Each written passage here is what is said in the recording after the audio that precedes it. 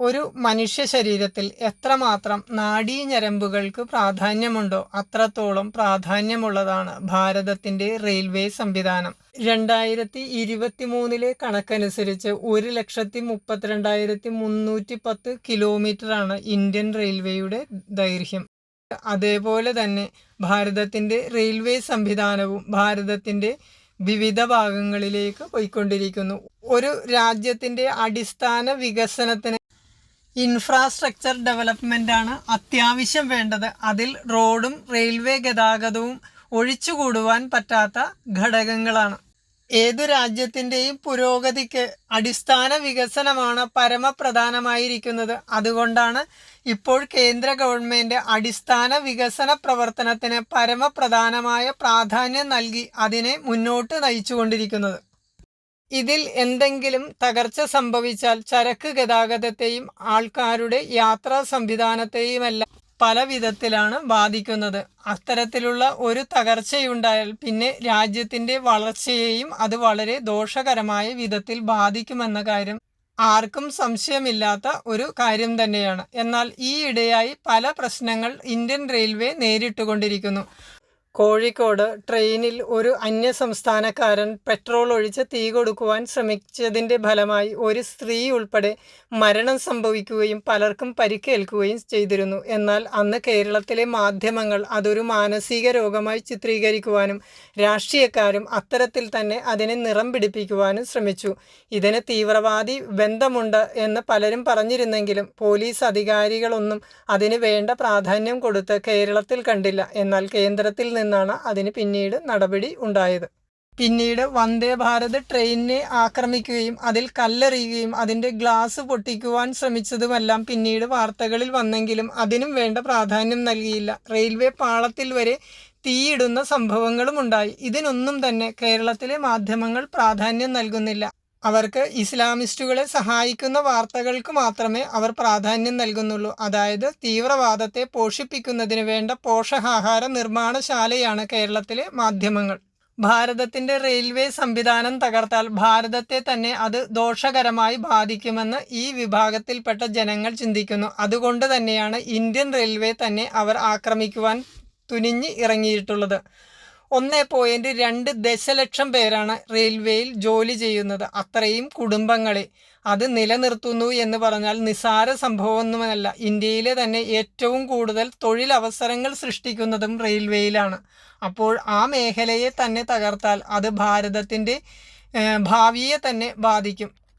ഭാരതത്തിൻ്റെ വികസനത്തെയും അത് തടസ്സപ്പെടുത്തും. അതാണ് പല ശക്തികൾക്കും ഇന്ന് ആവശ്യം. ഈ തീവ്രവാദികളുടെ ശ്രമങ്ങളെ പരിപോഷിപ്പിക്കുന്ന വിധത്തിലാണ് ഭാരതത്തിൻ്റെ പ്രതിപക്ഷ നേതാവായ രാഹുൽ ഗാന്ധി ഇന്ത്യൻ റെയിൽവേയിലെ ഏറ്റവും താഴേക്കിടയിലുള്ള ഉദ്യോഗസ്ഥന്മാരെ കണ്ടുകൊണ്ട് അവർക്ക് ഏറ്റവും കുറഞ്ഞ വേതനമാണെന്നും അവർക്ക് ദുരിതപൂർണമായ ജീവിതമാണെന്നും അവരുടെ ജോലി വളരെ അപകടം നിറഞ്ഞതാണെന്നും അവർക്ക് കിട്ടുന്ന വേതനം തീരെ കുറവാണെന്നും പറഞ്ഞ് വിലപിക്കുന്നതും അതുമായി ബന്ധപ്പെട്ട റീൽസുകൾ സോഷ്യൽ മീഡിയയിൽ നിരന്തരം അദ്ദേഹം കൊടുത്തുകൊണ്ടിരുന്നു. അതായത് ഏറ്റവും താഴേക്കിടയിലുള്ള റെയിൽവേയിലെ തൊഴിലാളികളെ സംഘടിപ്പിച്ച ഗവൺമെൻറ്റിനെതിരെ ഒരു പ്രക്ഷോഭം തുടങ്ങുക, അതിന് ശ്രമിച്ചിട്ട് അത് പരാജയപ്പെടുകയും ഇപ്പോൾ വിദേശത്ത് പോയി ഭാരതത്തിനെതിരെ കുറ്റം പറഞ്ഞ് നടക്കുകയും ചെയ്യുന്നു.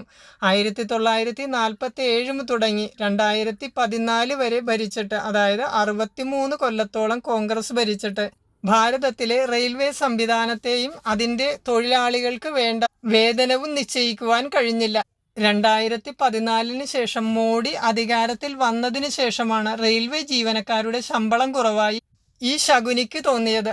സോണിയയുടെ വയറ്റിൽ പിറന്ന ദുഷ്ടജന്മം എന്ന് ഈ വൃത്തികെട്ടവനെ വിശേഷിപ്പിച്ചാൽ അതായിരിക്കും നല്ലത്. കാരണം ഇത്രയും ദുഷ്ടചിന്താഗതി ഒരു സ്വന്തം രാജ്യത്തെക്കുറിച്ച് പറഞ്ഞു നടക്കുന്ന വൃത്തികെട്ടവൻ ലോകത്ത് മറ്റൊരിടത്തും ഉണ്ടാകുകയില്ല. അതായത് സ്വന്തം രാജ്യത്തിന് ജീവിക്കുന്നത് തന്നെ അപമാനമായി കാണുന്നത് കൊണ്ടാണ് ബ്രിട്ടീഷ് പൗരത്വവുമായി ജീവിക്കുകയും മറ്റു രാജ്യങ്ങളിൽ പോയി ഒളിസേവ ചെയ്ത് അവിടെയെല്ലാം മക്കളെ സൃഷ്ടിച്ചു വിടുന്നത്. ഇത്രയും വൃത്തികെട്ടവനാണ് ഭാരതത്തിൻ്റെ പാർലമെൻറ്റിലെ പ്രതിപക്ഷ നേതാവെന്ന് പറയുവാൻ ഓരോ ഭാരതീയനും ഇന്ന് ലജ്ജിക്കേണ്ട അവസ്ഥയിലേക്ക് വന്നത്.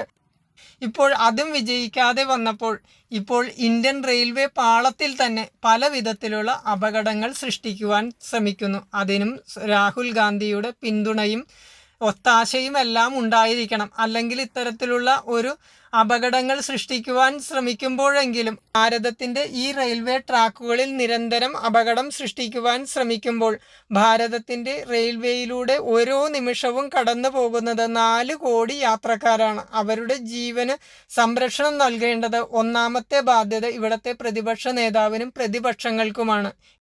ഭാരതത്തിൽ മാത്രം പ്രതിപക്ഷം ചെയ്യുന്ന കൊള്ളരായ്മയെ കൂടി ഭരണപക്ഷം ചൂണ്ടിക്കാണിക്കേണ്ട അവസ്ഥയിലാണ്.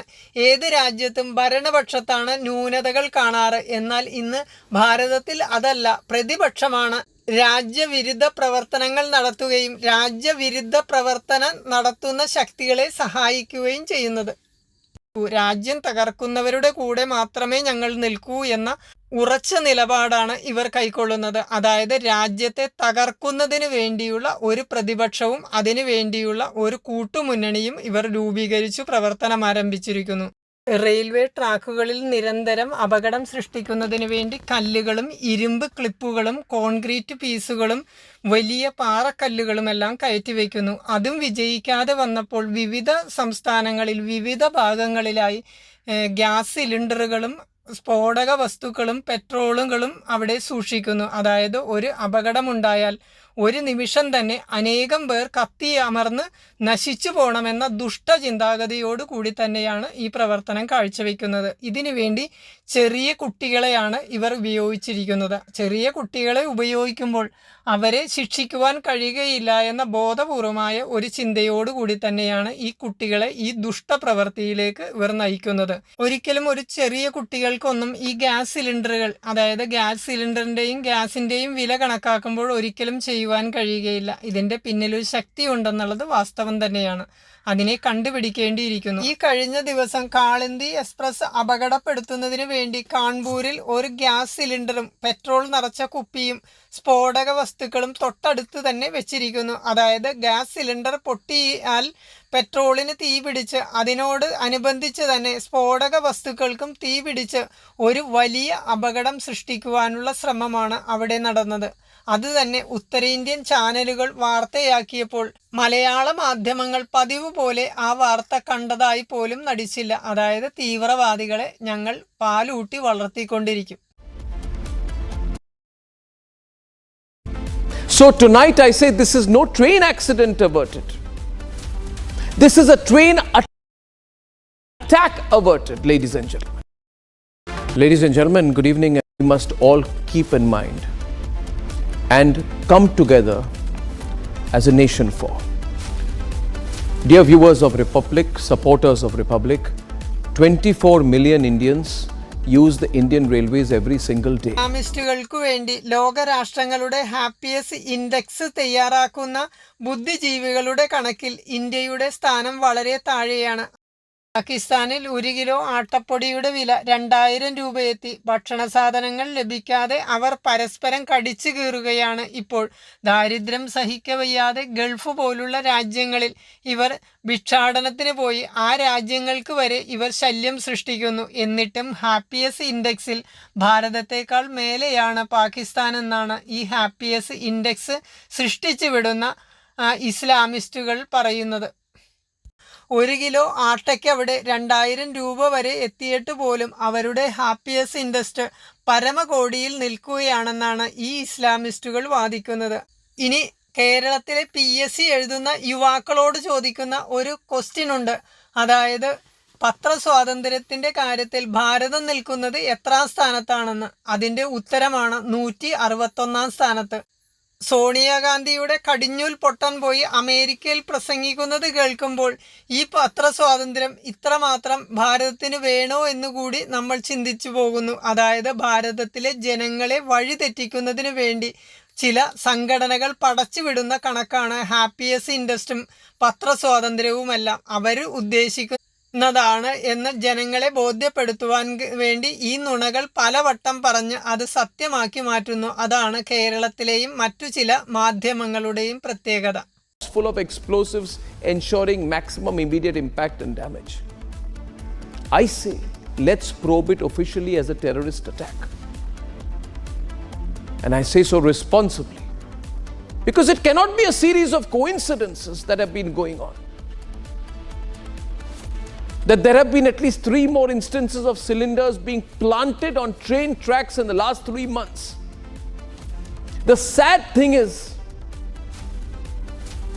that some opposition parties only look at these incidents and use it as an opportunity to target the Minister of Railways, to target the government, to target the Modi government. They don't want to look at the reality. They won't talk about it.